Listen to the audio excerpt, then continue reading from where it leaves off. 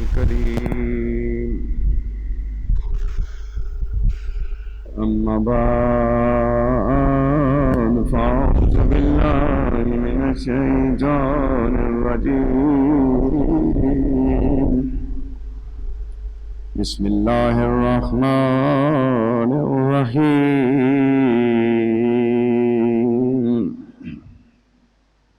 وإلهكم إله واحد لا إله إلا هو الرحمن الرحيم صدق الله العلي العظيم وصدق رسوله النبي الكريم ونحن على ذلك من الشاهدين والشاكرين والحمد لله رب العالمين. وقال الله تبارك وتعالى في شأن حبيبه إن الله وملائكته يصلون على النبي يا أيها الذين آمنوا صلوا عليه وسلموا تسليما. اللهم صل على سيدنا ومولانا محمد وعلى آل سيدنا ومولانا محمد وبارك وسلم. الصلاة والسلام عليك يا سيدي يا رسول الله وعلى آلك وأصحابك يا سيدي يا حبيب الله. الصلاة والسلام عليك يا سيدي يا نبي الله وعلى آلك وأصحابك یا سیدی یا رحمت للعالمین. تمام تعریفیں اللہ تعالیٰ کی جو تمام کائنات کو پیدا کرنے والا ہے. میرے دوستو، اللہ تعالیٰ جل شانہ کی محبت اسی بندے کو ملتی ہے جو معرفت خدا بندی حاصل کرنے کی کوشش کرتا ہے. بہت علماء کرام نے معرفت الہی کو واجب اول بتایا ہے، اور صحیح بات بھی یہ ہے کہ معرفت مقصد انسانیت ہے.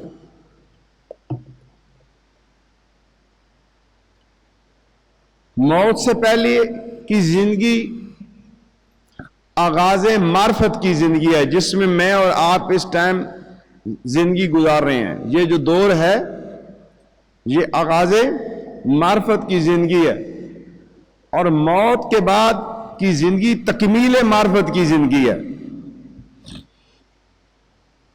ان دو چیزوں کے اندر آپ نے غور کرنا ہے. جب تک ہم معرفت الہی کو نہیں پائیں گے، اسلام اور ایمان کی شیرینی مٹھاس یہ ہمیں محسوس نہیں ہوگی.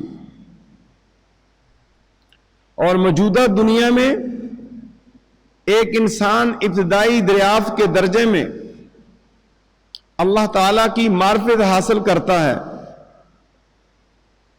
اور آخرت کی دنیا میں وہ کامل دریافت کے درجے سے خدا کی معرفت حاصل کرے گا.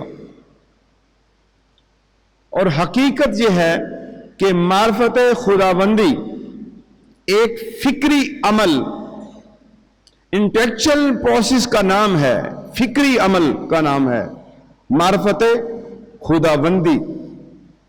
یہ فکری عمل موجودہ دنیا میں شروع ہوتا ہے جس میں میں اور آپ ابھی زندگی گزار رہے ہیں، اور پھر وہ ابدی طور پر آخرت کی دنیا میں جاری رہے گا. چونکہ میرا موضوع محبت الہی ہے، جس چیز کی محبت کی دعوت دے رہا ہوں اس کی معرفت حاصل کرنے کا طریقہ بتا رہا ہوں. اور اللہ تبارک و تعالیٰ نے قرآن پاک کی سورہ الذاریات میں بتایا ہے، جس کے اندر اللہ نے ذکر کیا ہے وَمَا خَلَقْتُ الْجِنَّ وَالْإِنسَ إِلَّا لِيَعْبُدُونَ۔ معنی و تشریح کے لحاظ سے یہ بہت وسعت والی آیت ہے۔ سورہ ذاریات شاید آیت سورہ نمبر کے لحاظ سے 51 ہے، اور یہ جو آیت ہے وہ 56 ہے۔ وَمَا خَلَقْتُ الْجِنَّ وَالْإِنسَ إِلَّا لِيَعْبُدُونَ۔ معنی کے لحاظ سے، تشریحات کے لحاظ سے اللہ تبارک و تعالیٰ نے اس میں پورا قانون معرفت بیان کیا ہے کہ کس طرح سے انسان اور جنات میری محبت حاصل کر سکتے ہیں، کیونکہ میرا بیان اور قرآن کا جو بیان ہے، پہلا قرآن کا بیان اور اللہ کے نبی کے احکامات جو تھے وہ جن و انس کے لیے ہیں، اور اس جگہ پر اس آیت میں بھی انسان کو بھی مخاطب کیا گیا اور جنات کو بھی خاطب کیا گیا ہے، یعنی دونوں میں اولیاء بنتے ہیں۔ جیسے انسانوں میں اولیاء بنتے ہیں، علماء بنتے ہیں، فقہاء بنتے ہیں، صدیق اور عارفین بنتے ہیں، اسی طرح جنات کے اندر بھی اولیاء اللہ ہوتے ہیں، نیک ہوتے ہیں، صدیقین ہوتے ہیں، صالحین ہوتے ہیں، حافظ قرآن ہوتے ہیں، قراء ہوتے ہیں۔ جنات بھی بڑی اچھی اچھی قراءت کرتے ہیں، چونکہ وہ اس موضوع پہ میری بات ابھی نہیں ہو رہی، میں چونکہ معرفت خداوندی بتا رہا ہوں، اللہ کی محبت کی بات کر رہا ہوں، فکری عمل کی بات کر رہا ہوں، انٹلیکچوئل پروسیس کی بات کر رہا ہوں کہ کس طرح سے انسان نے اللہ کے قرب کو حاصل کرنا ہے۔ سورہ ذاریات میں اللہ نے اپنے قرب کی بات کی ہے جنہوں نے اس کو خطاب کر کے۔ تو اس آیت مبارک میں معرفت الہی ہے، جس چیز کی اللہ بات کر رہا ہے، اِلَّا لِيَعْبُدُونَ کی جو بات کر رہا ہے، یہ وہ عبادت ہے، اس عبادت کے ذریعے معرفت الہی ملتی ہے، پہچان الہی ملتی ہے، محبت الہی ملتی ہے، اتباع الہی ملتی ہے، رضا الہی ملتی ہے۔ اور یہ تفسیر میری نہیں ہے، میں نے تفسیر عبداللہ بن عباس پڑھی ہے، میں نے تفسیر علی بن ابی طالب پڑھی ہے، ان کے قول پہ مبنی میں یہ بات کر رہا ہوں کہ اللہ کی محبت کو حاصل کرنے کے لیے اللہ نے پورا قانون سورہ ذاریات کی ایک آیت کے اندر بیان کر دیا ہے۔ اللہ کی محبت کی بات پورے قرآن کو پڑھنا تو بہت کمال درجہ ہے، اس ایک آیت کو جس نے سمجھ لیا بس اس نے مقصد حیات کو پا لیا۔ یہی معرفت الہی جن و انس کا مقصد تخلیق ہے۔ اللہ نے جن و انس کو جو پیدا کیا، تخلیق کیا، اس کا بنیادی مقصد یہ ہے کہ اللہ چاہتا ہے کہ اس کی پیدا کردہ یہ خلقت جو ہے، بالخصوص یہ جنات اور انسان، اللہ کی معرفت حاصل کریں، اللہ کی محبت حاصل کریں، اللہ کی پہچان کو حاصل کریں، اللہ کی اطاعت کریں۔ یہ مقصد انسان ہے اس کی حیاتی کا، اس کے علاوہ اور کوئی مقصد نہیں ہے۔ اور اس مقصد کا تقاضا جن و انس کو وہ صلاحیت کمال درجے میں عطا کی جائے جس کے ذریعے وہ اعلیٰ درجے میں معرفت خداوندی حاصل کر سکے۔ لہذا اللہ تبارک و تعالیٰ نے جن و انس کی اصلاح کے لیے انبیاء و مرسلین کو مبعوث کیا، نبی اور رسولوں کو حکم دیا کہ میرے لوگوں کو، میرے بندوں کو بتائیں، میری معرفت دیں، میرا ہونا یقینی ان کے دل کے اندر منتقل کریں کہ وہ اپنے الہ سے تعلق کو جوڑ لیں، وہ مالک کے ساتھ جڑ جائیں، اپنے رب کی معرفت و پہچان حاصل کریں۔ چنانچہ جن و انس کو ایک طرف وہ اعلیٰ دماغی صلاحیت دی گئی جو اس عظیم مقصد کے لیے مطلوب تھی۔ اللہ نے انسان کو بہت بڑا دماغ دیا ہے، جنات کو بھی بہت بڑا دماغ دیا ہے، انسان کو بھی بہت بڑی طاقت دی ہے، جنات کو بھی بہت بڑی پرواز دی ہے۔ یعنی انسان نے آج تک جتنی سائنس میں ترقی کی ہے، وہ چھپی ہوئی چیزوں کو اس نے نکال کے باہر رکھا ہے، مخفی چیزوں کو جو ہے وہ نکال کے باہر رکھا ہے، جو عام شعور میں باتیں نہیں اترنے والی تھی وہ ایک انسانی دماغ نے سائنس کی صورت کے اندر سامنے رکھ دیا ہے۔ اور یہ کمال کس کا ہے؟ یہ اللہ کا کمال ہے۔ کہ اللہ نے اس بندے کو اس چیز کی معرفت دی. اگر یہی انسان جو کرید کر سائنس ایجاد کرتا ہے، جو اللہ کی بنائی ہوئی چیزوں کو اظہار کرتا ہے، اگر یہی انسان اللہ کی معرفت کو حاصل کرے، اس میں گم ہو جائے اور جستجو حاصل کرے، تو پھر انسان کہاں سے کہاں پہنچ جائے. اپنے اللہ کی پہچان، یہ انسانی فطرت ہے. انسانی فطرت دوسرے کو جاننے کی کوشش کرتی ہے. مجھے اس بندے کے متعلق معلومات مل جائیں، یہ بندہ مالدار کتنا ہے، یہ بندہ کاروبار کیا کرتا ہے، اس بندے کے بزنس کیا کیا ہے، اس بندے کے تعلقات کیا کیا ہے. ہم انسانوں کی معرفت حاصل کرنے کے پیچھے لگے ہوئے ہیں. نہیں، اس لیے نہیں ہمیں بھیجا گیا، اس جاسوسی کے لیے نہیں بھیجا گیا، اس تجسس کے لیے نہیں بھیجا گیا. ہمیں بھیجا گیا ہے اللہ کی معرفت کو حاصل کرنے کے لیے. اللہ کو تلاش کریں، اللہ کو تلاش کریں. اور یہ ہماری باطنی صلاحیتیں اس عظیم مقصد کے اندر کامل و اکمل کردار ادا کرتی ہیں، جو ہمارا باطن کا جب تزکیہ نفس ہوتا ہے، جسے ہم اپنی سوچوں کو منتشر کرتے ہیں، جس میں شعور، تحت الشعور، لا شعور کی باتیں ہمارے دل و دماغ کے اوپر آتی ہیں. پھر اس کے اوپر ریئیکشن میں ہمارا وجود ورکنگ کرتا ہے، کام کرتا ہے. ہمارے ہاتھ، ہمارے پاؤں، ہماری آنکھیں، ہماری زبان جب چلتی ہیں تو ہم دیکھیں آیا یہ جو جسم چل رہا ہے یہ حکم خداوندی کے مطابق چل رہا ہے، یا نفس جسمانی کے تحت چل رہا ہے، یا شرع شیطانی کی وجہ سے یہ جسم چل رہا ہے. تین چیزوں کے اوپر انسان رہتا ہے. نمبر ایک، رحمانی حکم کا نفاذ، نفسانی خواہشات کا نفاذ اور شیطانیت کا نفاذ. تین چیزوں کے وجود کو جس بندے نے سمجھ لیا، تین چیزوں کی حیثیت کو سمجھ گیا کہ اس کا جسم نفسانی خواہشوں کے پیچھے ہے یا شیطانی خواہشوں کے پیچھے ہے یا رحمانی رضا کے پیچھے ہے، تو پھر اسے اپنی خلقت کی خبر ہو جائے گی، اسے معرفت ہو جائے گی، اسے اپنی پہچان ہو جائے گی. جسے اپنی پہچان ہو گئی اسے اللہ کی پہچان ہو جائے گی. تو معرفت خدا بندی کی بات کر رہا ہوں. تو یہ ادراک جو ہے،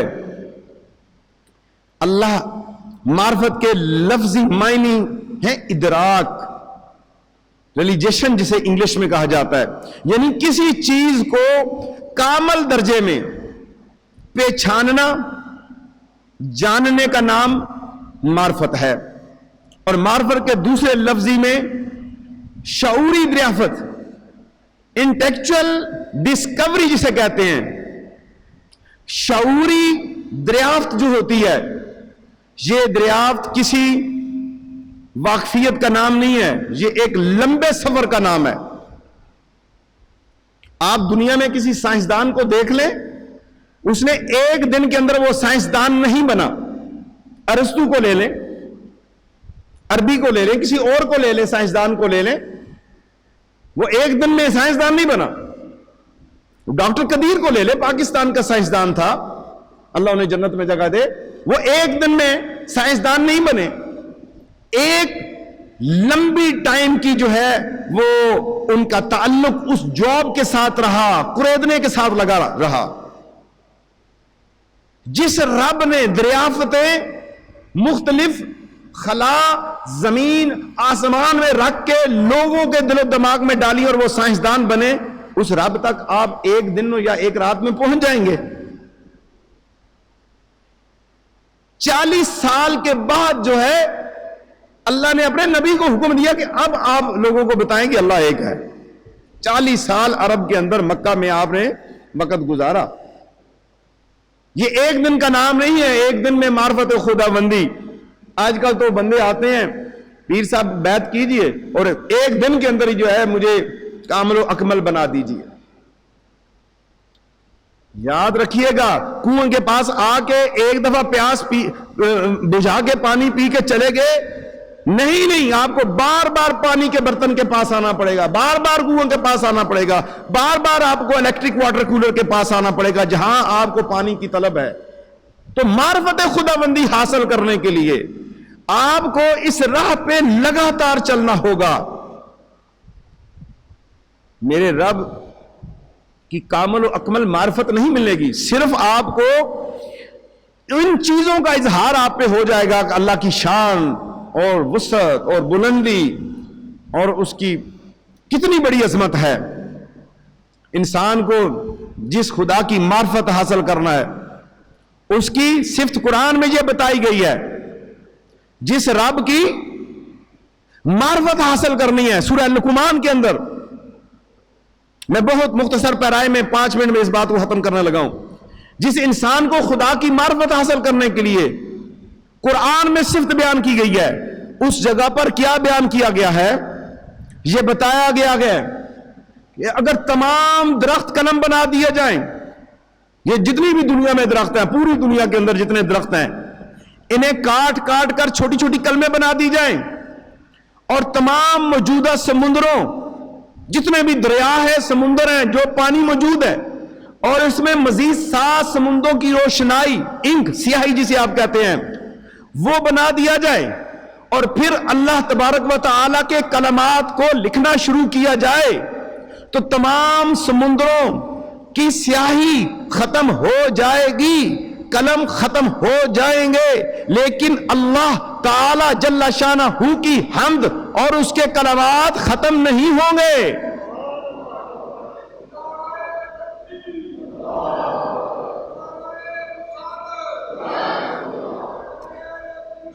یہ سورہ لقمان میں ہے. سارے درخت قلم بن جائیں، سارے سمندر، دریا، اور 7 اتنے بڑے بڑے اور سمندروں کی روشنائی بنا دی جائے، تو پھر وہ قلم لکھنے سے قاصر ہو جائے گی، وہ روشنائیاں ختم ہو جائیں گی، پھر بھی اللہ کی حمد اور توحید بیان نہیں ہو سکے گی.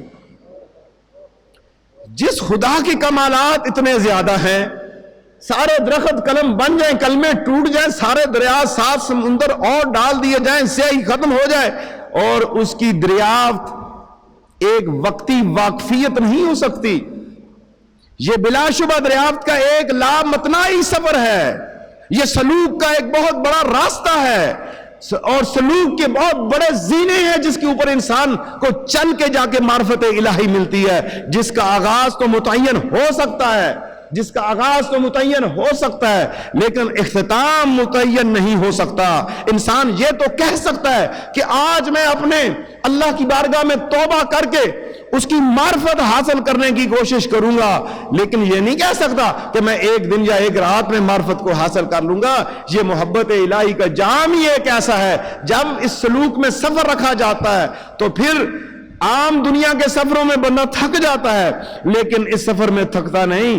جو سفر کرتا ہے تو محبت بڑھتی ہے، جوش بڑھتا ہے، اور اللہ کی محبت کے جو سمندر ہیں وہ ٹھاٹھے مارتا ہے، اور معرفت الہی حاصل کرنے کے لیے اس کی جستجو اور بڑھ جاتی ہے. اور خدا کی معرفت کا یہ مطلب نہیں. میں اکثر مراقبے کی بات کرتا ہوں، جسے میڈیٹیشن کہا جاتا ہے.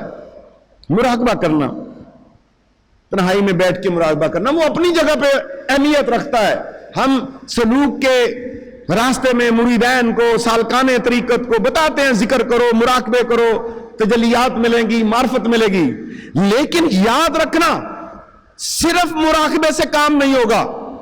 اگر کوئی کہ میں حجرے میں بیٹھ کے بس مراقبہ ہی کرتا ہوں، اب میرے لیے اور کوئی چیز ضرورت نہیں ہے، نہیں، اس چیز کو بھی اپنے ذہن سے نکالنا ہوگا. صرف تسبیحات میں پڑھتا رہوں گا، اس سے کام بن جائے گا؟ ہاں، نیکیاں لکھی جائیں گی، جتنا ذکر کریں گے نیکیاں لکھی جائیں گی، جتنا مراقبہ کریں گے اتنے کام بن جائے گا. لیکن مراقبہ کر کے تصور کی دنیا میں ذات الہی کی جھلکیاں دیکھنے کی کوشش کی جائے.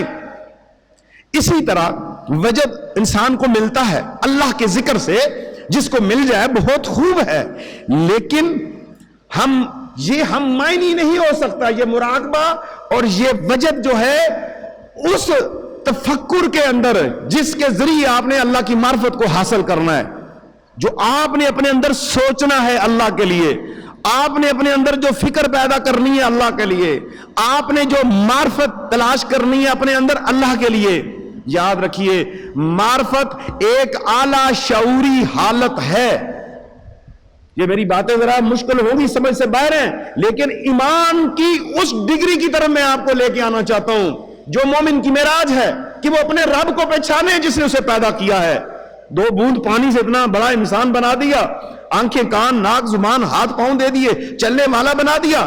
جو تخلیق الہیہ میں غور و فکر کے ذریعے حاصل ہوتی ہے, یاد رکھیے گا, غور و فکر, اللہ کی تخلیق پہ غور و فکر, قرآن کے مطابق معرفت کی تعریف اور ڈیفینیشن آف معرفہ کیا ہے؟ یہ ہے کہ ایک بندہ رب العالمین کو اس کی عظمتوں کے ساتھ, اس کی شانوں کے ساتھ دریافت کرے کہ وہی اس کے لیے اس کی ساری محبتوں کا مرکز بن جائے. سورہ البقرہ کے اندر اللہ تبارک و تعالیٰ نے اور اس کی خشیت کے جذبات تمام تر اسی کے ساتھ وابستہ کر دیے.